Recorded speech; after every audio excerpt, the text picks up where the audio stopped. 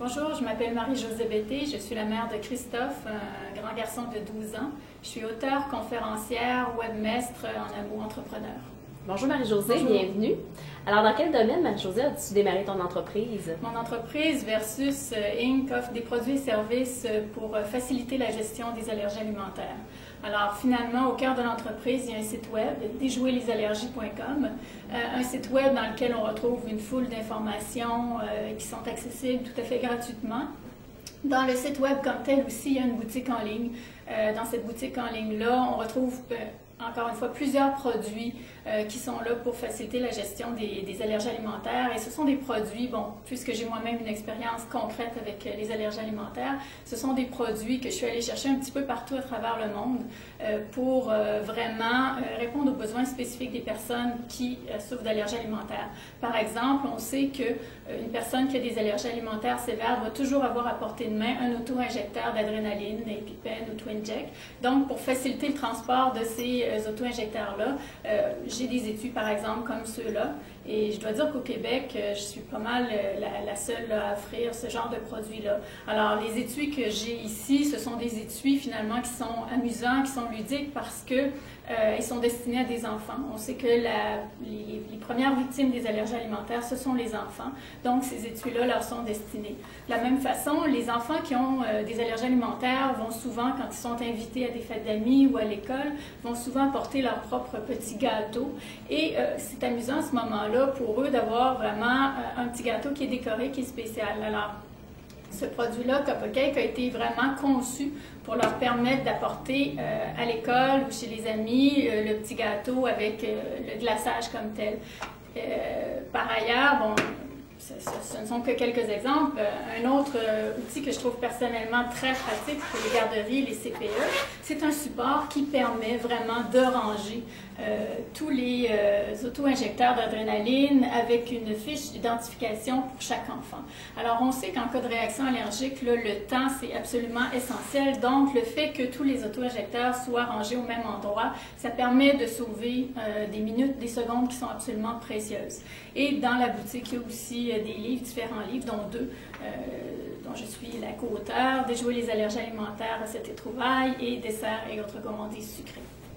Et depuis combien de temps vous avez démarré cette entreprise-là? J'ai démarré l'entreprise Écoutez, mon premier livre, Déjouer les allergies alimentaires, recettes et trouvailles, a été publié en 2002. Et c'est vraiment ça qui a lancé l'entreprise comme telle. En 2003, j'ai créé le site web. La boutique en ligne est venue par la suite. Et j'ai aussi, en 2004, commencé à donner des conférences un petit peu partout au Québec sur le sujet. Et par curiosité, dans quel domaine étiez-vous avant de démarrer cette entreprise? Dans un domaine qui n'a absolument aucun rapport. Je suis avocate de formation. J'ai mon diplôme de droit de l'Université de Montréal. Je suis inscrite sur le tableau de l'ordre au barreau du Québec. J'ai parfait ma formation en Angleterre en faisant une maîtrise en droit criminel et j'ai pratiqué pendant une dizaine d'années dans le domaine du droit criminel comme tel. Mais qu'est-ce qui s'est passé? Est-ce que c'est la maternité qui est venue toute déjouer un peu vos plans? Oui, déjouer les plans avant que je déjoue les allergies. En fait, ce qui s'est produit, c'est que j'étais au ministère de la Justice du Québec et la décision de partir et de créer mon entreprise a été prise tout à fait volontairement de ma part. Je vous dirais que l'entrepreneuriat, ça répondait mieux à mes attentes et à mon profil. Alors, c'était un défi que j'avais envie de relever. En parlant de profil, qu'est-ce que ça prend pour être une entrepreneur? Est-ce que ça prend des qualités particulières selon toi? Je dirais la première qualité, ça prend vraiment une tête de cochon. Pour réussir, évidemment, il y a plusieurs qualités qui sont très importantes. Il vaut mieux avoir certains talents, évidemment croire en soi, être fonceuse. Mais d'abord et avant tout, je pense que ce qui distingue les personnes qui réussissent de celles qui malheureusement vont échouer, c'est la persévérance. L'entrepreneuriat, c'est difficile et il faut passer l'épreuve du temps, il faut persévérer. C'est pour ça que je parle d'avoir une tête de cochon. Et est-ce que tu penses qu'il y a une différence entre une mère entrepreneur et un autre entrepreneur en général? Est-ce qu'il y a une différence? Est-ce qu'il y a des choses qui se vivent différemment? Je sais pas. Je présume que c'est différent d'un entrepreneur à l'autre et d'une mère entrepreneur à l'autre. Je présume que plusieurs mères entrepreneurs ont aussi, dans la mission qu'elles se sont données aussi, ça peut être d'une certaine façon influencé ou lié à la maternité. Mais je connais des entrepreneurs qui exercent dans des domaines qui sont sans rapport avec la maternité et qui réussissent très bien. Ce qui est évident, c'est que comme mère entrepreneur, on a vraiment un gros travail à faire en termes de conciliation, travail-famille. Et ça, s'il y a quelque chose qui nous distingue, c'est entre autres ça. Justement, en parlant de conciliation travail-famille, au niveau de l'organisation du temps, qu'est-ce que ça peut représenter une journée pour vous, une semaine pour vous? Là, c'est sûr que votre garçon est rendu à 12 ans, mais avant, donc depuis 2002, comment ça s'est passé pour vous? Donc, l'organisation au niveau du temps. Le constat que j'ai fait, c'est que c'est pas plus facile d'être entrepreneur que d'être salarié, par exemple. Les horaires sont pas plus courts. Ce qui est intéressant, c'est que les horaires peuvent être plus souples. Évidemment, ça dépend du domaine aussi qu'on a choisi. Donc, cette souplesse-là nous permet souvent de mieux moduler les demandes là, de la famille par rapport à celles de notre carrière. Par contre, il y a un piège là aussi. C'est le piège à un moment donné, c'est de couper les nuits, de s'épuiser à la tâche et de finir...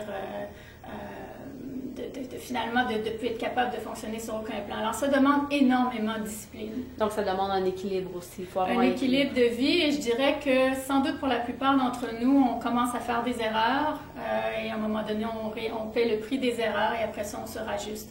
Souvent, quand on est entrepreneur aussi, on est très passionné, on est très enthousiaste, alors on fonce là-dedans allègrement et à un moment donné, le corps a ses limites aussi.